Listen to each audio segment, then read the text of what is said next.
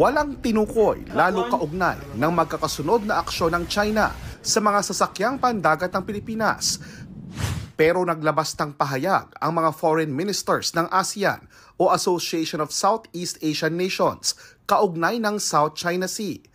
Partikular na binanggit ang halaga ng kalayaang maglayag at lumipad sa South China Sea.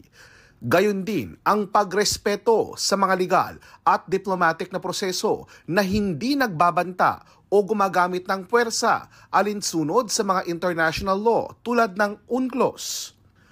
Muli rin idiniin ang pangangailangang ibalik at palakasin pa ang tiwala sa isa't isa at ang pagpipigil sa paggawa ng mga bagay na magpapalala ng iringan. Pinauubaya na ng National Task Force on the West Philippine Sea sa DFA ang pagbibigay ng komento kaugnay sa ASEAN Statement.